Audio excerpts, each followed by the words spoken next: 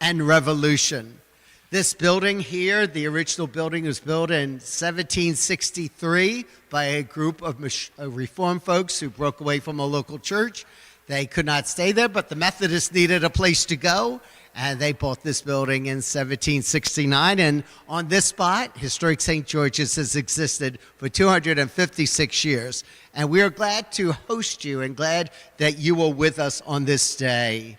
Make sure, and also lots happening. Our museum is getting a complete redo and doubling the size of our museum that hopefully will be opened in the range of this coming summer. So we're excited about all those possibilities. Make sure you follow us on social media and all the events that we post and have here. And I've been asked to offer a word of prayer. Loving God, we thank you that you call us together as a community, one with another. We thank you for these events that share your story of your community and your world. We pray your blessing upon each one who comes to share with us this day, from the one who leads to those who share in this dialogue. And we thank you that we have this opportunity to work together one with each other. For we pray this in your name. Amen. Amen. It is my honor to introduce to you the moderator for this event today, the Very Reverend Judy Sullivan. She serves as a project consultant for Interfaith Philadelphia's year-long program, Religious Freedom, Then and Now, in celebration of this special anniversary of our nation. She is an Episcopal priest and the retired Dean of Philadelphia Episcopal Cathedral. Dean Judy was the first woman elected to that position in 2010. And she is a delight. With any social gathering I've gone to, Judy is a delight to deal with, and she's a real blessing to this whole organization, I can tell. And her exuberance and joy is great. So it is my honor to present our moderator for the day. Thank you, Pastor Bill. I'm wired. I am wired. Good afternoon, everyone. It is so great to see you here, and we have such a beautiful day to gather in this beautiful sanctuary. On behalf of Interfaith Philadelphia, and with gratitude to our host, Pastor Bill, his amazing staff and congregation, I am so delighted to welcome you to Women, Religion, and Revolution, part of a year-long series, Religious Freedom Then and Now, as you heard, a celebration of the semi-quincentennial. This is the second of 10 offerings in 2026. And today we tell the stories of courageous and daring women who had profound and yet often unsung impact upon our young nation. Women who, often at personal risk, exercised the right to religious freedom that is such an important aspect of Philadelphia's unique history. This is all part of remembering, celebrating, and continuing to learn from the experiences of those who went before us in faith in our great city, the birthplace of religious freedom. Throughout the historic sections of Philadelphia, and here, let me direct you to the screen and also say that if that's hard for you to see, you can see these images on Facebook simultaneously. So throughout the historic sections of Philadelphia, you saw one outside this church, you saw one across the street at St. Augustine's Church. You will see banners that look like this. And if you utilize the cameras on your phones, you will be able to access through those QR codes a page on our website full of updated program information and opportunities, and then at the other to access the Dialogue Institute app, which is for a self-guided walking tour among 12 historic Philadelphia congregations. Their unique stories and perspectives, dating to the 18th century and sometimes earlier, provide a compelling and often surprising window into religious, social, and civic life in early Philadelphia, and why those stories still matter today. Their doors will be open to you, and you are invited to visit and to learn more. To accompany you on your journey, please look for these passports to understanding, which detail 5 practices that we identify as being core to the experience of being an interfaith traveler. And they are: be curious, venture out, welcome in, stand tall, and stand with. And arising from those practices, reflective questions and prompts for individual and family conversations and exploration. You can pick up a passport here today or find them at participating congregations or at the Visitors Center. We hope that you have all had an opportunity to register as you signed up for this afternoon so that you will receive ongoing information about events in the year ahead. On Sunday, April 12th, we will be at Old St. Joseph's Roman Catholic Church. Yay, is there a, okay, yay. For a civil conversations workshop led by Interfaith Philadelphia staff on themes relating to individual conscience and government. And then on Sunday, April 19th, we will be at Old Pine Presbyterian Church, just a little further south, for a panel conversation entitled Islam, Judaism, and Christianity, Impact on American Public Life Then and Now. So you are invited to every single one of these events. Please tell your friends, please tell congregations if that is relevant to you, and join us in December for our celebration at the Constitution Center and all those programs in between. So thank you, and it is my pleasure to introduce to you this extraordinary panel of women, and the way that this is historians, curators, who have such amazing and deep content to share with you today, about a dozen women or so, and their historic contributions in Philadelphia's city life and in the nation. And I'm going to introduce them one by one, and they will present in just the sequence that you see, moving from my left to the right, and we are going to hold questions to the end. So thank you for your forbearance and all of that. First is Taylor Schmaltz. Taylor is the acting director at Historic St. George's, where we are, and has been on the team here since 2024. She has worked over the past 2 years to reopen the Historic St. George's Museum and Archives, which I believe is just over there, which way? Over here, okay, coming soon. Taylor holds a certification in the study of American material culture from the Winterthur Institute and has brought this knowledge to exhibit planning. She is also currently an honorary co-chair of the 31st Gala at the National Marian Anderson Museum and Historical Society, and she is pursuing a PhD in history at Liberty University. And we have Carol Smith. Carol W. Smith is an independent curator and archivist who has worked with Christ Church Archives since 2005, when she was hired to create a digital archival website. Since that time, she has worked to create exhibits, oversee the move and expansion of the archives, undertaken an oral history program, overseen conservation treatment of artifacts and archival holdings, and increased digital access to materials. She has a BA in American Civilization and an MA in Material Culture from the University of Pennsylvania in American Civilization, and is a certified archivist.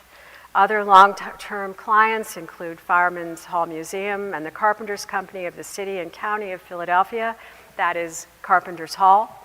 In 2022, she received the Sister M. Cloud Lane Award from the Society of American Archivists for her project to scan and place online the records of 11 of Philadelphia's oldest congregations. Meg Bowersox is the manager of gallery interpretation of the Museum of the American Revolution and has been with the museum since its opening in 2017. She is the marketing chair for the Museum Council of Greater Philadelphia. She holds a bachelor's degree in fine arts from William Patterson University of New Jersey and a master's in museum studies from the University of the Arts. She has a passion for museums and art, focusing on the historic textile production and photography, which she channels into historical costuming. And then Jennifer Gray. joined the staff at Arch Street Meeting House in 2021, and now serves as the Education and Museum Manager, sharing her passion for history with visitors, students, and volunteers. She's previously held roles at many Mid-Atlantic historic sites, including Eastern State Penitentiary, Liberty Hall Museum and Gardens, and the Betsy Ross House, portraying Betsy Ross herself for 6 years. Yay! She has spearheaded programs of all sizes, including a walking tour with the Museum of the American Revolution for their Revolutionary Philadelphia 1775 weekend this past November. She holds a BA in History and an MA in Education from Arcadia University. And Pam McDonald. Nope, not, here we are, Judy Gustin. On to Judy Gustin. Judy Gustin is the Curator and Director of Collections Emerita at the Rosenbach Museum and Library, and she is an independent consultant.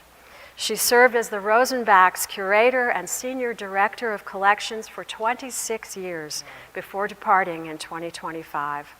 During her tenure, she stewarded and interpreted a collection of nearly 400,000 objects, including rare books and manuscripts and fine and decorative art. She continues to offer programs at the Rosenbach. Judy holds a BA in Classics from Smith College, an MA in Classic Philology from Yale University, and an MA in Early American Material Culture from the Winterthur program at the University of Delaware. A focus of her continuing research is the Gratz family, one of Philadelphia's oldest and most notable Jewish families. Judy currently consults with nonprofits and individuals, providing advice, research, writing, and programmatic support. She recently gave 2 lectures on modernism, ancient source material, and ethnic nationalism in James Joyce's Ulysses at Valparaiso University in Indiana. And now Pam McDonald. Pam is a retired art museum director and arts commissioner from San Francisco. She relocated to Philadelphia for independent research in U.S. history. For the Mother Bethel Historical Society, she conducts tours, public programs, and Freedom School. A graduate of Pomona College, the Sorbonne, the Georgetown Master's and PhD programs, a recipient of a National Science Foundation Fellowship and a Fulbright. Her museum career emerged from a Smithsonian Doctoral Fellowship. In San Francisco, she helped develop 5 major museums. She was vice president of the Western Museum Association. She is an NEA grant reviewer, an American delegate to the International Council of Museums, and museum studies professor. She lives at the intersection between the arts, culture, and history. Her motto is, yesterday's histories reveal today's mysteries. And on that wonderful note, thank you, Pam, we will begin our presentations with Taylor, and here you are. Hello, everybody. My name is Taylor Schmaltz. I am the acting director of Historic St. George's Museum and Archives. I'm so glad that you are all able to join us today. I like to define myself as a women's historian. I love looking into women's roles and seeing how women's history has changed America. With that being said, women also helped carry the Methodist movement. So women were attracted to the Methodist faith because it allowed women to hold more roles, such as they could speak. Sometimes they would stop sermons to allow women to speak their faith, but they were not allowed to be ordained until later. They were also class leaders, with the first female class leader in American Methodist history being here, Mary Evans Thorne Parker, but she also had 2 other female class leaders that joined her, Mary Wilner and Hannah Smith. So, women typically were drawn to the Methodist faith because of these roles, which differed from other spiritual revivals, because typically men were more of the ones who were attracted to the spiritual revivals. In Philadelphia alone, by the end of the century, 60 to 64% of Methodists were women. And women went out of their way to express their faith and even putting themselves into harm's way. One of my favorite stories is about Rebecca Grace. Rebecca Grace heard about an assassination attempt on the life of George Whitefield, who was one of the biggest Methodist preachers during the time. She joined him on horseback, and when they intercepted their horses and the assassins found them, they ultimately decided not to kill Whitefield because they could not kill a man with a woman there. But there were many other ways that women helped express their faith. For example, Mary Evans Thorne Parker, an amazing Methodist woman who converted to Methodism under our first pastor, Joseph Pilmore, and eventually she converted some of her siblings as well. But during the American Revolution is where she really holds her faith. So we were taken over by the British in 1777, and they occupied our worship space that we are in right now and used it as a cavalry school. So a cavalry school is whenever they would take horses into the building. So all the pews were ripped out, and they needed to actually pay for new ones. They took them out and they would train horses in this space. So they would shoot off guns, run really fast, and make sure the horses wouldn't get spooked during battle, because if they got spooked during battle, that would end very badly for the rider. So they were in charge of making sure that all of the horses were going to be good to go. But that also meant that the Methodists did not have a worship space. So Mary allowed the Methodists to meet in her home during the American Revolution, which was a very brave feat because there was a lot of anti-Methodist sentiment rolling around in America during the Revolution. John Wesley, who is the founder of Methodism, wrote a pamphlet called A Calm Address to our American colonies, basically saying that they should not want to break away, and they should fear God and honor the king. So there was many Methodists, many anti-Methodist sentiments going around, and they were suspicious that they were traitors, and even leading to some attacks. So, many Methodists actually ended up fleeing Philadelphia. So Mary holding this Methodist worship in her home was very brave because it could lead to attacks, suspicions of her being a traitor, etc., etc., etc. Women primarily held a very prominent role during the American Revolution in boycotts and so many other ways. And I'm so glad that we're all here today to talk about women during the American Revolution. Thank you.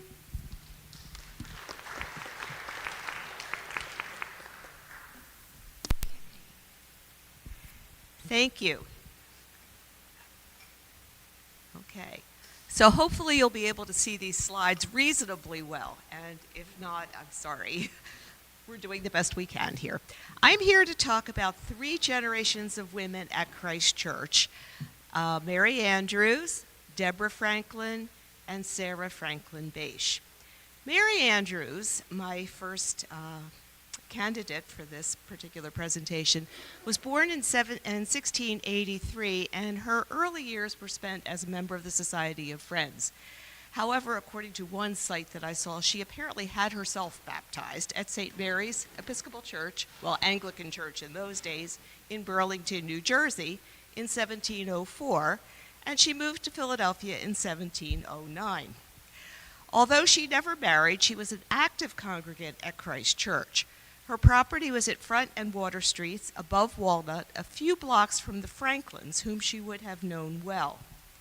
With no direct descendants, she left.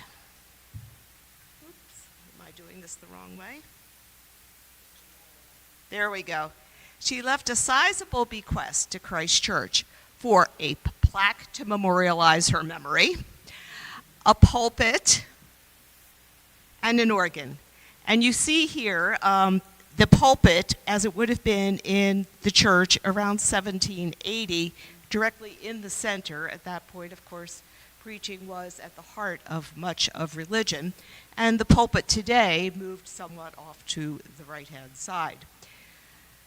The organ was something that the congregants of Christ Church, Francis Hopkinson in particular, were greatly thrilled by. Hopkinson actually wrote a psalm book in 1763 to get the congregation ready to sing correctly when the organ showed up.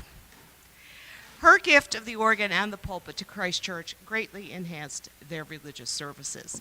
But most importantly, she left instructions for an ongoing annual payment of £10 to be paid out of the rental of her properties at Front, Walnut, and Water Streets to be distributed at Christmas to poor families who were not then on the public poor roll. That bequest became Christ Church's oldest endowment and is still active today. Mary Andrews shared a pew with the Franklin family. And in those days, pews were very clearly delineated. I mean, even today we know that you don't really want somebody sitting in your pew when you get there. But in those days, you paid rent for your pew. And Mary Andrews and the and here I'm sorry, you really can't see this. Mary Andrews and the Franklins shared pew 59.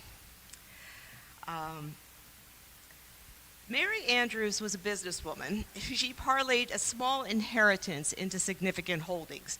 And I really like to think of her exchanging ideas with Deborah Franklin after church services on managing business. Because as with, Franklin was tied up in overseas ventures, not to mention his varied and diverse interests at home in science, philanthropy, etc. And so much of the day-to-day operations of the business fell to Deborah. Deborah Franklin, who was the common-law wife of Benjamin Franklin, was also the daughter of Quakers. Her first marriage, however, we all know perhaps that she was the common-law wife of Benjamin because her first marriage to John Rogers in 1725 took place at Christ Church, but was apparently so abysmal that she left him after 4 months. He was someone who basically took her dowry, wasted it, went off, fled town, and they never had concrete confirmation of his death. As a result, Deborah and Benjamin never formally married. Deborah, however, did bear 2 children to Benjamin Franklin, Francis Folger, who was baptized on September 16th of 1733, but sadly died of smallpox at the age of 3, leaving both parents bereft. And it wasn't until 1743 that another child, Sarah, was born. Benjamin Franklin religiously paid for 2 seats at Christ Church, although we doubt that he sat in them very often. It was likely Deborah and Sarah who were there more often than not. Still, he supported the church and its mission, actively serving as manager of the steeple committee and creating the lottery that helped pay for its completion, no doubt initiatives that Deborah encouraged. And Deborah became involved in other ways, writing to her husband in 1759, "I went to hear the Negro children catechized at church. There were 17 that answered very prettily indeed, and 5 or 6 that were too little, but all behaved very decently. Mr. Sturgeon exhorted them before and after the catechizing. It gave me a great deal of pleasure, and I shall send Othello to the school." Sadly, Othello, their enslaved Negro child, also died at a young age in 1760, another blow for Deborah. Franklin, at this point, was gone more often than not, and household and business management fell completely to Deborah. She wrote of the Stamp Act riots, where angry citizens surrounded their home in 1765 while Franklin was in London. You will see by the papers what work has happened in other places, and something has been said relating to raising a mob in this place. I was for 9 days kept in one continued hurry by people to remove, and Sally was persuaded to go to Burlington for safety. But on Monday last we had very great rejoicing. on account of the change of ministry and a preparation for bonfires at night, and several houses threatened to be pulled down. Cousin Davenport came and told me that more than 20 people had told him it was his duty to be with me. I said I was pleased to receive civility from anybody, so he stayed with me some time. Towards night, I said he should fetch a gun or two, as we had none. I sent to ask my brother to come and bring his gun also, so we made one room into a magazine. I ordered some sort of defense upstairs, as I could manage myself. I said when I was advised to remove that I was very sure you had done nothing to hurt anybody, nor had I given any offense to any person at all, nor would I be made uneasy by anybody, nor would I stir or show the least uneasiness if anyone came to disturb me. I would show a proper resentment, and I should be very much affronted with anybody. Deborah died in 1774 without seeing her husband again.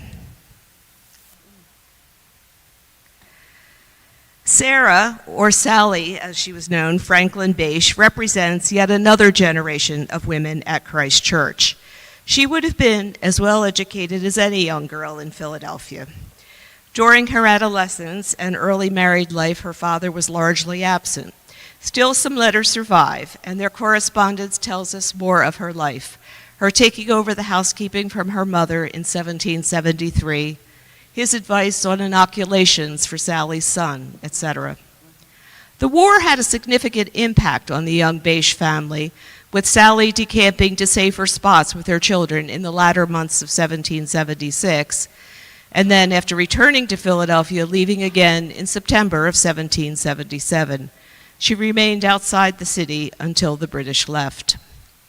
She became very active in war relief work, forming with others the Ladies' Association of Philadelphia, the first of its kind in the nation to provide aid to soldiers. The ladies raised funds and sought donations and made shirts. Sarah wrote to General Washington in 1780. Soon after Mrs. Blair wrote, we packed the shirts in 3 boxes and delivered them to Colonel Miles, with a request that he would send them to Trenton immediately, lest the river should close, where they now wait your Excellency's orders. There are 2,005 in number. They would have been at camp long before this, had not the general sickness which has prevented. We wish them to be worn with as much pleasure as they were made. And she went on.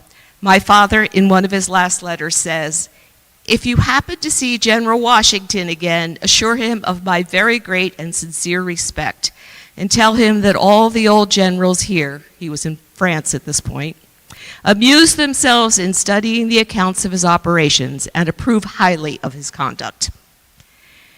In the midst of all this, Sally was balancing her responsibilities as a wife and mother. She had married Richard Bache in 1767, and they had 8 children, all baptized at Christ Church.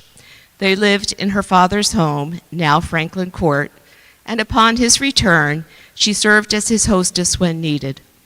Richard Bache, too, rented seats within the family pew. As you will recall, Mary Andrews' death left a vacancy. And after Franklin's death in 1790, Richard Bache took over all 4 seats. Sally died in 1808, and while Mary Andrews is buried within Christ Church, the Franklins were reunited in death in the Christ Church burial ground. The Franklin graves continue to draw visitors throughout the decades. Mary Andrews, not only because of her generosity, but also that very handsome plaque hung on the south side of the church, is an early parishioner whose memory lives on. So that was the end, but I have to tell you that I get such a kick out of this plaque because it basically reads, to the memory of Mrs. Mary Andrews, late of this city, who died March 29, 1761, age 78, and who was a considerable benefactress to this congregation, erected, basically by her executors, William Peters and Benjamin Price, Esquires. I thought, what's with, Was that part of the bequest as well, or did they just have to get their names in? Anyway, I'm passing it along. Three wonderful generations of women. Thank you. Okay, so my name is Meg Bowersox, and I'm the manager of gallery interpretation at the Museum of the American Revolution. And today I'm going to be talking about Phillis Wheatley. Just by a show of hands, how many of you have heard of Phillis Wheatley's story before? Awesome, great. So I won't belabor a lot of the most of the stuff that you know, but I'm very excited to be talking to you all about her today. And at the museum, we have one of our questions is how revolutionary was the war? And I really like this question because I think it can apply to many different ways, to people of African descent seeking freedom, to women, advocating for their political rights during the revolution. And I really want to start off with that because I think Phillis Wheatley is one of those people who does kind of speak to this question a bit. And the image that I start here with is later and is not of Phillis Wheatley. I'm sure most people know the front piece that's in the reproduction copy of the book I have right here. But I wanted to start with this image because Phillis Wheatley, before she comes here, she's taken from Africa, kidnapped at the age of about 7 years old from the Senegal, West African area, and is brought to Boston to a completely different world than she did know, a metropolitan area completely unlike what she left. And there's a whole different climate when she comes here. When she arrives, she's noted as frail, very sickly. So imagine her coming to this new world and not knowing what is about to happen to her. She is sold and she is purchased by the Wheatley family, and she is given the name Phillis because that is the name of the ship that she is brought to Boston on. Phillis has a very high intelligence, and she, maybe because the Wheatleys were Congregationalists, they wanted to teach her how to read the Bible, so she learns English. She also had her native language in Africa, which we don't know, along with her birth name. But also, she ends up learning how to read Greek and Latin as well, too. So has this very high intelligence. And, throughout the revolution, throughout the start of this revolution, there's a lot of Enlightenment ideals. We talked about George Whitefield, who's going to be a huge influence on Phillis Wheatley.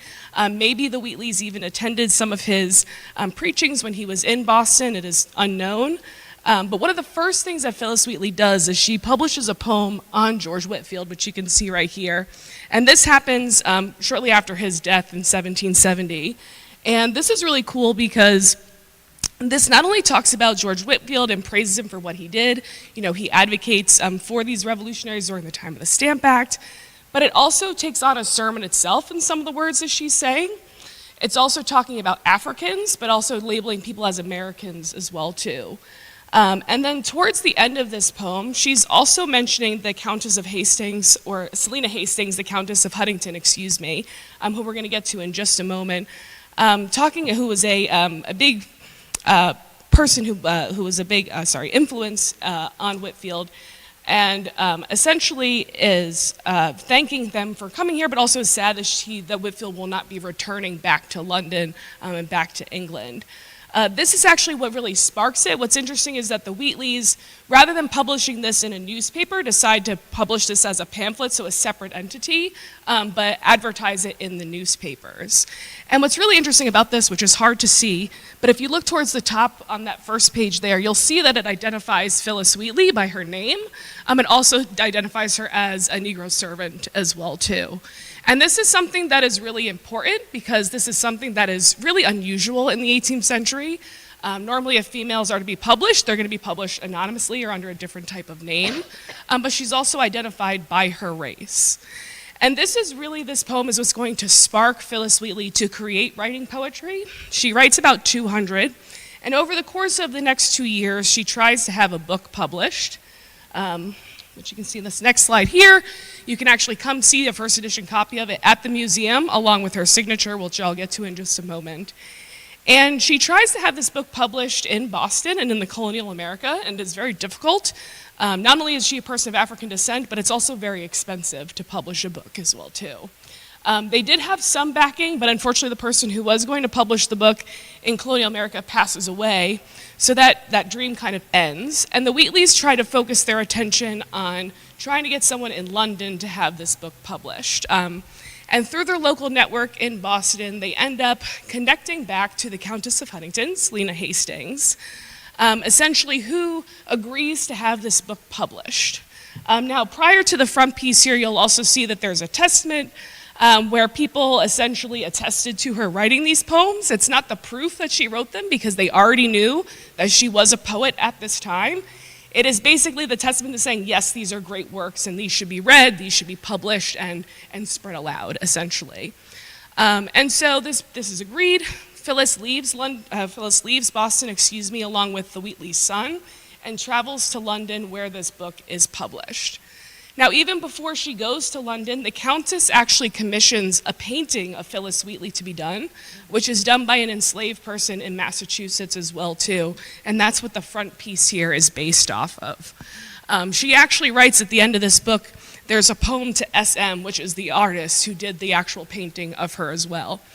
And so again, so you have this front piece, which is commissioned by the Countess as well, to kind of, again, reiterate that she did, in fact, create this work of art. And you can also see that, and I call poetry works of art, because they are, and you can also see her name, and again, identified as the Negro servant to John Wheatley. Shortly after this book is published, before it's even received back here to Boston, she travels back to Boston, where she receives her emancipation.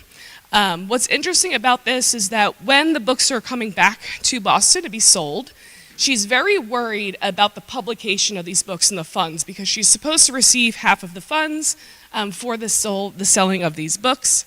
And she writes her friend saying, you will know that they're my original copy because they're in my genuine handwriting, so my handwriting essentially. So meaning that because she signed these books, these are the first edition copy. So you can see her signature right there. So again, uncommon because it's not like you go to a book signing today and get the author to sign the book in the 18th century. That did not happen. So again, very unique. But what this also tells us is that she held this copy in her hands, which is really, really amazing. Shortly after this, Phyllis Wheatley continues to write, but is not successful in publishing another book. However, does publish other works in newspapers as well, too. And in 1774, oh man, so I wish you could see that. This is a Connecticut newspaper, again, that's part of the museum's collection. And in 1774, she has this relationship with a Mohican clergyman named Samuel Ockham throughout her life. And he writes basically this epistle talking about Christian ministers and having enslaved people and hypocrisy in that, and these Enlightenment ideas, right, talking about these ideas of liberty and freedom, but also these, religious freedoms as well, too. And she basically tells him, thank you for the vindication of their natural rights, for advocating for enslaved people and for this idea of freedom and this idea of ending enslavement. And in this part, she also says that basically she argues that God has implemented a principle which we call love of freedom. And I think this right here in 1774 really solidifies Phyllis Wheatley as someone who is a poet, but also someone who is influenced by religion that she has heard through the Bible, through scriptures that she has read and heard aloud, but also about her personal experience. These poems, there's 200 of them in here. And they talk about religion, they talk about her trip from Africa, they also talk about praising King George III, talk about George Washington. She has a variety of ways to express her feelings. And the revolution was complicated and it was messy, but it was also revolutionary because it allowed people to change for the better and to kind of present a new world that we don't really know quite yet. Thank you.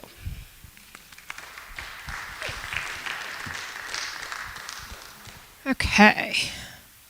Perfect. Okay. So this is actually a great segue from Meg.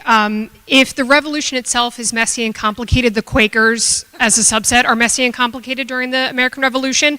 I'm going to try to simplify this as best I can.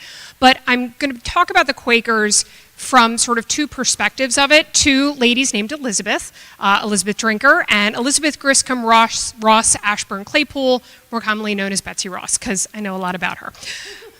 So the city of Philadelphia, the state of Pennsylvania, was founded by William Penn, a Quaker.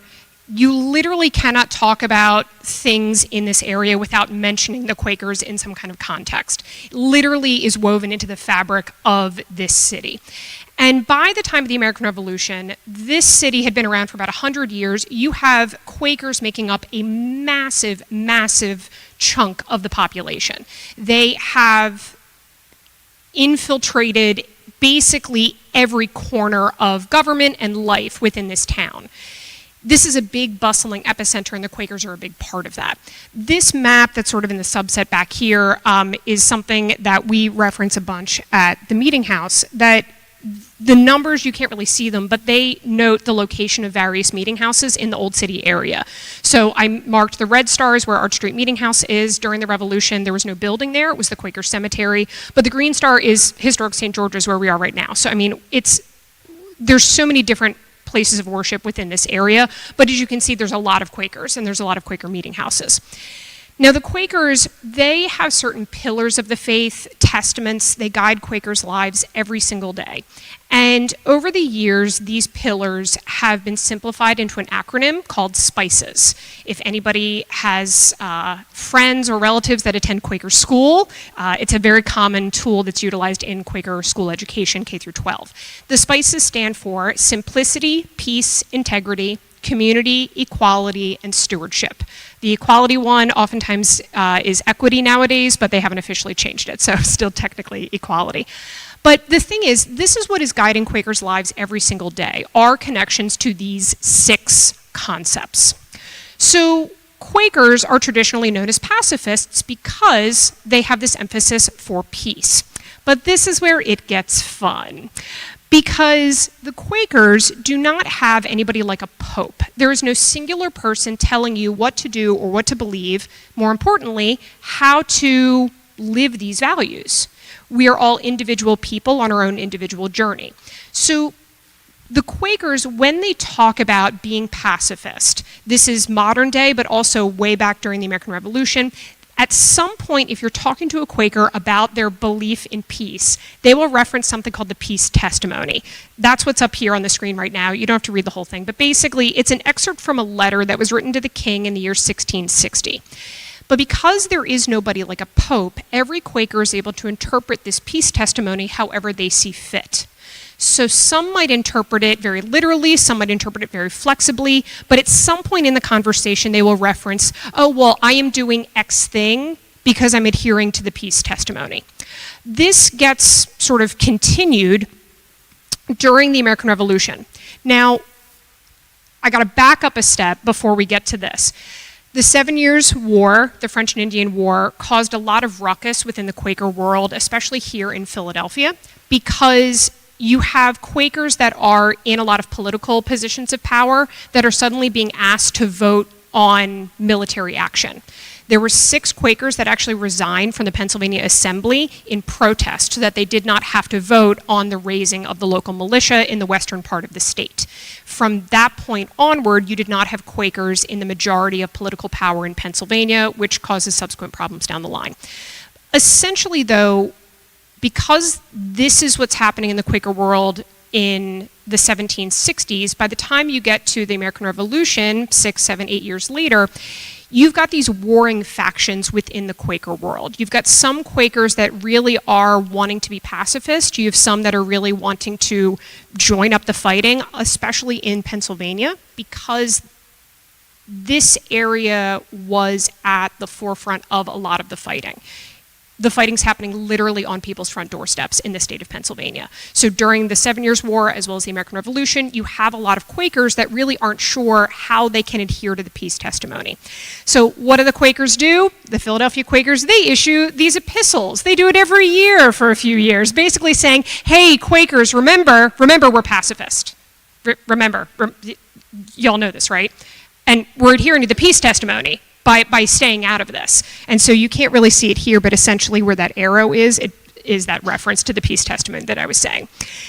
So it's messy, it's complicated. But the simple explanation, I love this quote from Ned Donahue's book, Prisoners of Congress, basically saying, since the sect's beginnings, Friends, or Quakers, duties to their God were always on a higher plane than, and often in conflict with, their duties to temporal government. Basically, Quakers are going to say, I don't really care who's governing me, I'm sort of worried about the bigger governing body. Betsy Ross and Elizabeth Drinker, they are believed as Quakers to be pacifist, but when you look closely at the choices they made, it doesn't really look pacifist. But they're adhering to the overarching idea of Quakerism in some ways of trying to be pacifist, sort of. So Elizabeth Drinker, if you know about Philadelphia during the American Revolution, you've probably heard this name. Elizabeth Drinker kept a diary for almost 50 years, and it is one of still the only firsthand accounts of what the city of Philadelphia was like during the course of the years of the Revolution, particularly during the occupation. The Drinkers, Elizabeth and her husband Henry, were part of the elite in Philadelphia, but not just elite citizens of Philadelphia, but elite Quakers. They are leading by example within the Quaker world. So what they are doing is basically showing the other Quakers, hey, this is, how it is appropriate to act and do. Henry Drinker was one of 20 men exiled to Virginia during the occupation of Philadelphia because he was suspected, him and the other guys were suspected of being loyalists. But if you were to ask the Drinkers, they would say, no, we're Quaker, we're pacifist. Well, why do they look like loyalists? It's because they're trying to not get involved, but it looks sketchy. So there were laws and regulations passed within the city of Philadelphia in 1776, 77, basically trying to keep things organized. One of the things that was done was a push for blankets and woolen stockings to be donated to the Continental Army. And if people didn't want to donate them, there was basically a subsidy, and they're saying you can take them by force and then pay them for taking them. You're not supposed to just steal these things. Well, Elizabeth Drinker was approached numerous times to donate these blankets to the Continental Army, and she said no every single time. They finally stopped asking and then just took them.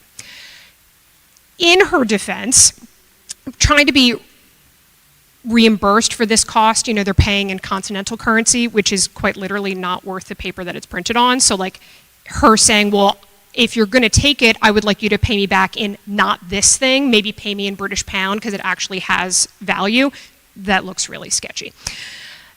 So you've got Elizabeth Drinker, but then on the other side of this, you have Betsy Ross. Now, the difference between these two women from an economic standpoint, Betsy is a working class woman. She is not a lady of wealth. So she is an upholsterer. She makes furnishings for homes. She also makes the American flags. She also, during the war, makes musket cartridges. Basically, a musket, you need a measured amount of gunpowder and a musket ball contained together in a musket cartridge. And this weighing out of the gunpowder and the assemblage could be done by anybody. It doesn't have to be done by a soldier on the field of battle. So there were a lot of people, a lot of common citizens that were paid for this kind of assemblage work. But it very much shows that Betsy is supporting the movement for independence. Now, Betsy also, being a common laborer in a lot of ways, she is not a lady of wealth. She has to work. She's not going to necessarily be able to stand her ground like Elizabeth Drinker is able to do. Betsy Ross, though, she made a choice years before. She married her first husband, John Ross, who actually attended at Christ Church, and so Betsy was kicked out of the Quaker faith for marrying somebody of a different faith. But she would have been kicked out for her support for the movement for independence if she hadn't already been kicked out already. And it seems really backwards when you start looking into it very deeply, because the Quakers from this outset are supposed to be neutral. They're supposed to be pacifist. And yet you have Quakers like Elizabeth Drinker that are very, very obviously kind of not pacifist. But then you have people like Betsy Ross, who their faith essentially gave them their gumption to believe and support the movement that they saw happening in front of them. Faith be damned. And it's an interesting sort of comparison between these two women, how they're living their lives literally in tandem here in the city of Philadelphia, both with these Quaker backgrounds and both making very, very different choices because of that. Thank you.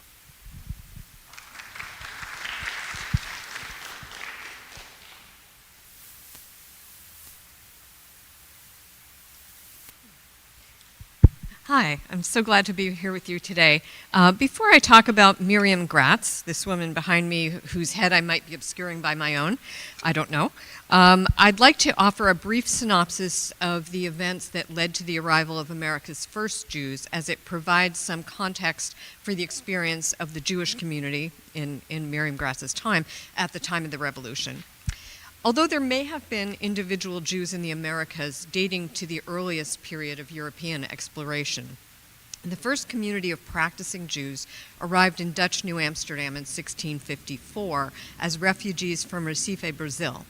Formerly a Dutch colony, Brazil was conquered that year by the Portuguese, who brought with them their version of the Inquisition, the conversion and expulsion campaign that lasted from the 12th to the 19th century across Europe and the Americas. The Jews of Brazil, many of whose ancestors fled the Iberian Peninsula during the most well-known episode of the Inquisition in the 15th century, were again on the run, fleeing now to another Dutch colony.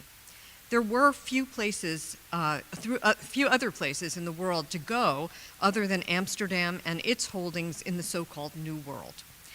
England had expelled its Jewish population in 1290 and would not readmit them until 1655. And Jews in Italy, where they had once flourished, had been incarcerated in ghettos since the previous century. So their arrival in what became New York signaled the beginnings of a trickle of Jewish immigration over the next century. This influx gave birth to the first congregations by the time of the Revolution in the major port cities, Newport, New York, Philadelphia, Savannah, and Charleston. The American Jewish community was quite small, never reaching even half of 1% of the total population of the 13 colonies by 1776. Initially, a few Jewish merchants arrived here in Philadelphia from the earlier community in New York, and soon others followed from Europe, escaping governmentally circumscribed lives for what they hoped here would be an opportunity to live, work, and worship as they wished. Sure, is that better? Okay, I'll do this. It's just kind of long and I'm kind of short. One of the first to arrive in this area by about 1740 was Joseph Simon, who was born in 1712 somewhere in Europe's German states. He settled in Lancaster, a small town then on the American frontier. In 1747 or 48, he married Rosa Bunn, a member of a large, pious, and well-connected New York merchant family. Upon their marriage, Rosa moved to Lancaster, where her father owned property that he deeded to Joseph Simon, probably as a dowry, to build their home. Their first child, Miriam Simon, was born there in December 1749, one of a small number of first-generation American Jews. Simon's New York connections led to the establishment of New York, Philadelphia, Lancaster Jewish Trade Partnership that grew to include two brothers newly arrived from Upper Silesia by way of London, Bernard and Michael Gratz, with Michael arriving in Philadelphia at age 19 in 1759. Joseph Simon had brought with him from Europe 2 Torah scrolls and had an ark or cabinet made to house them properly. Because of Lancaster's proximity to the lucrative frontier fur trade and his ownership of Torah scrolls that were rare in the colonies, young Jewish traders would often congregate at Simon's house for a minyan, a group of 10 adult males required for certain Jewish rituals and prayers.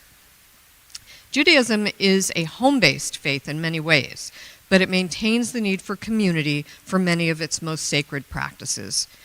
It also seems likely that these young men might have been traveling to Simon's house for another rarity at the time, marriageable Jewish women, and the Simons had 3 daughters.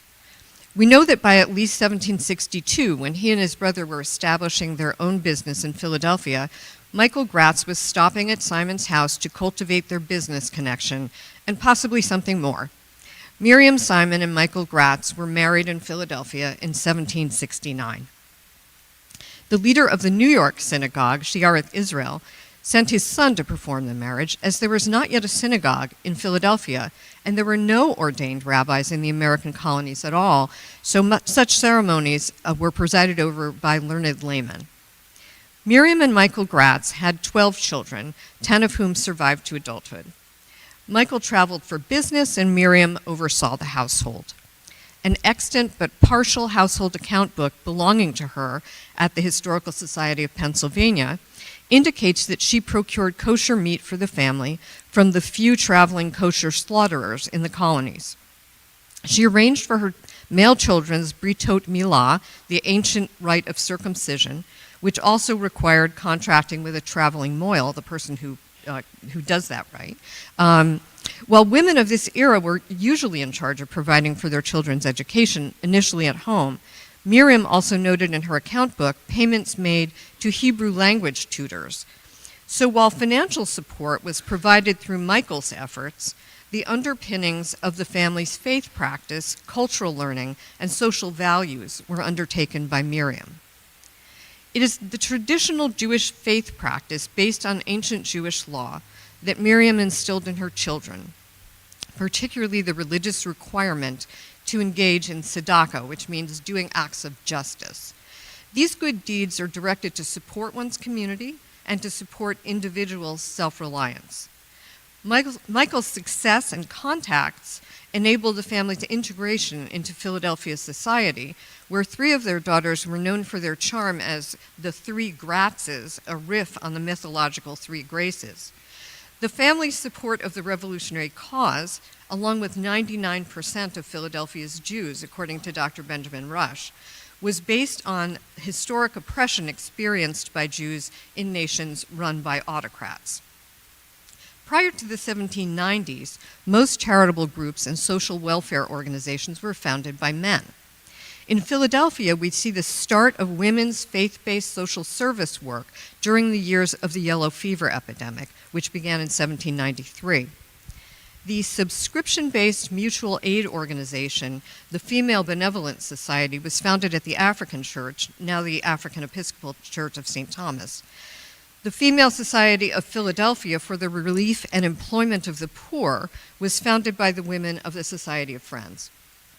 In 1800, an interfaith group of women met at the home of the minister of the Second Presbyterian Church to create the Female Association for the Relief of Women and Children in Reduced Circumstances. When the association was incorporated in 1801, Miriam Gratz was one of the listed incorporators. With her, she brought her daughters, Rebecca, seen here, and Risha, along with her aunt, Bella Cohen, with daughter Rachel joining 2 years later. Membership in the association was $3, and Rebecca Gratz gave $35, a large contribution at the time, to renovate a building to hold a soup kitchen, a new idea in the United States that was imported from Europe. As her sisters wed and raised their families, Rebecca, who remained single, dedicated herself to her life's work, providing acts of tzedakah, building generationally in the Jewish tradition of Lador Vador, meaning from generation to generation, on the legacy that her mother Miriam had practiced both in the home and in her organizational work. Rebecca added more service organizations to her roster, including a sewing society through which women could create income, and an orphanage. Influenced by her mother's engagement of Hebrew language tutors for her children, Rebecca began the Hebrew Sunday School movement based on the Protestant model for religious education in 1838. She saw it as necessary to the survival of the small Jewish community in her family's adopted nation to provide language and cultural instruction as an arm of synagogue life. The Hebrew school movement remains part of Jewish life today. It seems appropriate in this group today to celebrate Miriam Gratz and her daughter Rebecca Gratz as contributors to these initial women's social welfare organizations derived from cross-faith traditions of kindness, justice, and support, and that fostered diversity and community in their new nation as it grew from the revolutionary period to a new and independent republic. Thanks.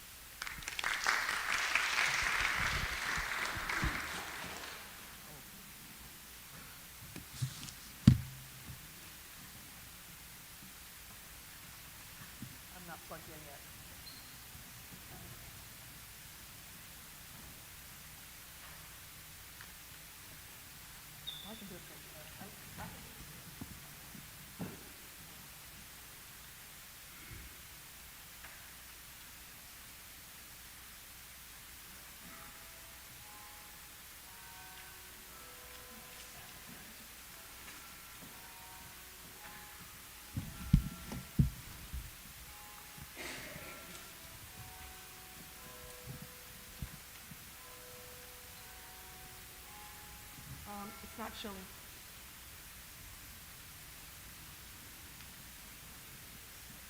Oh wait, something's showing.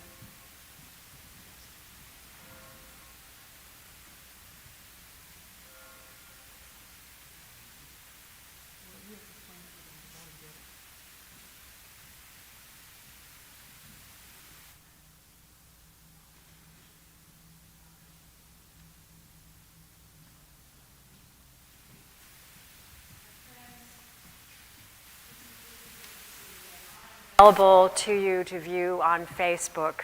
If you can look at that simultaneously, that may be of help to you. You heard I'm an art museum person, so my presentations are always, oh, can you hear me? I think they can hear me. I'm an art museum person, and I'm a creative, so my presentations are always as much visual as they are for you to listen to me drone and talk about facts.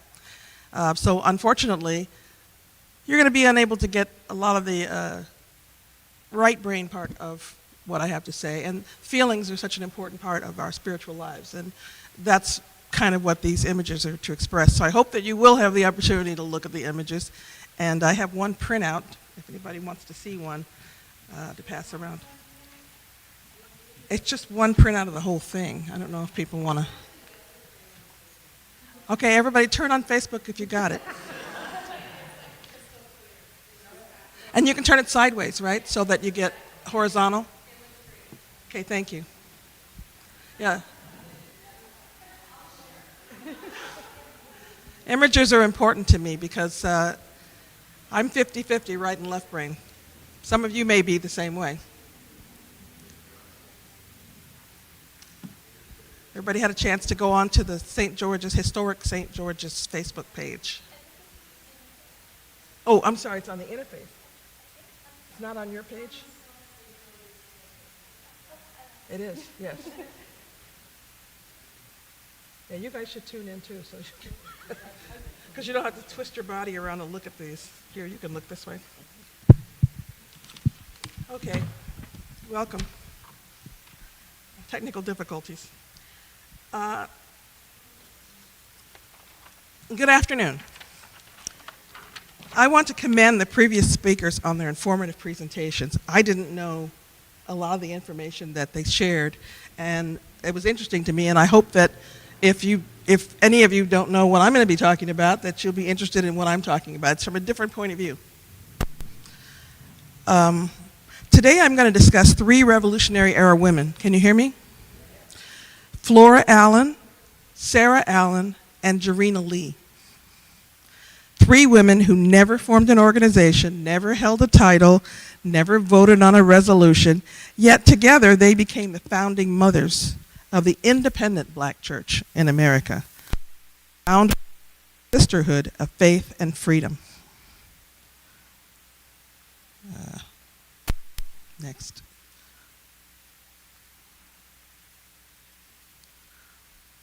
That's the first slide, sorry. Okay, we're going to have to begin with the room we're in right now. I'm sorry, this is not working very well. Can anybody see the second slide on your? I can try and do this for you, but I don't know if it's going to help anybody but the people in front. This is this room you can see on the little image. And there's a lot of words there too, but I'm going to talk about the Great Walkout. So let's start with this place, historic St. George's Church, the first Methodist congregation in America. By the 1780s, Philadelphia's free black community was growing, drawn to Wesleyan Methodism because of its abolitionist stance. Methodism was the abolitionist church. Quakers might have been peace. Methodism was abolition, coming from the Wesleys. These were people, the free black community, these were people who worked in the homes of the founding fathers. They witnessed the debates over freedom, and they took every word personally. These were also people who had been born free or who had attained liberation through their own hard work and discipline or self-liberation. People who had started businesses, and many who became comfortable or even wealthy in the free city of Philadelphia. As long as their numbers didn't become uncomfortably obvious to the existing congregation, mixed worship at St. George's was okay. But when the black population grew to 150 here, St. George's church leaders pushed back. Richard Allen, the founder of our church, a man who had purchased his own freedom, taught himself to read and write, and was just a gifted orator in every way, shape, or form, But we're not talking about him, we're talking about the women. Richard Allen was a gifted preacher, and he was assigned to preach a 5 a.m. service here. Separate, early, and out of earshot and eyesight. You ready for me? Okay. Then on November 18th, 1787, while the black parishioners were kneeling in prayer, a church trustee ordered them to be physically removed, actually grabbed Absalom Jones, and removing them to segregated seating in the balcony, which they themselves had raised money to build and didn't know it was for them. They thought it was for overflow because the church was getting so popular. They didn't know that the balcony was being built to keep them separate from the other parishioners. So the words here that you can't read, it tells the story of what happened in their words, in their own words. I'm not paraphrasing, this is all written. The trustee said, "You must get up. You must not kneel here." Absalom Jones replied, 9 famous words to us: "Wait until prayer is over, and I will get up and trouble you no more. We will darken your door no more." So when prayer was over, Richard Allen reports, we all went out of the church in a body. So they were kneeling, they all stood up, and they all walked out the back door, starting with Richard Allen and Absalom Jones, and the other black parishioners followed them. Men and women, free and enslaved, together. The first recorded nonviolent act of civil disobedience against segregation in America. A full boycott. 170 years before Montgomery, these were brothers and sisters who left the church entirely.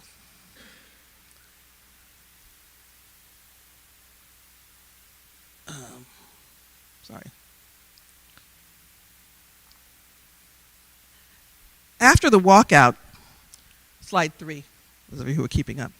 After the walkout, the protesters established the Free African Society down on 6th and Lombard, a brotherhood of freedmen allied to support one another, creating a community of black citizens devoted to racial uplift.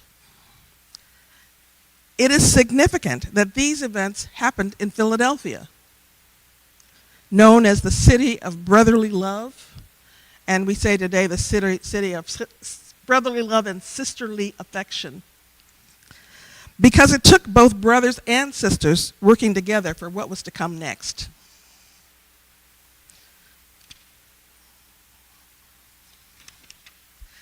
In 1791, you can see this on the slide, purchase of a safe place to worship. Richard Allen purchased, and the group purchased a safe place to worship just by themselves. If they were going to be segregated by force, they could be segregated by choice and grow even more. So that was the parcel of land at 6th and Lombard that the Mother Bethel Church still occupies today. It's the oldest parcel of land continuously owned and occupied by African Americans anywhere in America or anywhere in the world. We never left. And it's because Richard Allen understood self-sufficiency, self-determination, and self-reliance. That's the legacy that we all AMEs have inherited. So by 1794, they opened Bethel, the first independent black church in America. I mean independent, from St. George's, from the Methodist Church. And understand, this wasn't easy. Methodist Church sued them year after year. As a matter of fact, they took control of the church at 6th and Lombard, put it up for auction, and Richard Allen had to come up with $10,000 to purchase his own property back. They sued because they thought they were supposed to get the tithes and offerings. A percentage of that should have come to them. This was a Methodist congregation. And they felt they should be up there preaching. There was an episode where one of the Methodist ministers and showed up at Bethel Church to take over the pulpit and preach, and the parishioners all crowded the aisles, they crowded the door, they blocked the entrance to keep him from getting up to the pulpit, because this was about independence, not just freedom, because these were free people, but freedom and independence. So by 1816, they became a legal denomination. That's when the Pennsylvania Supreme Court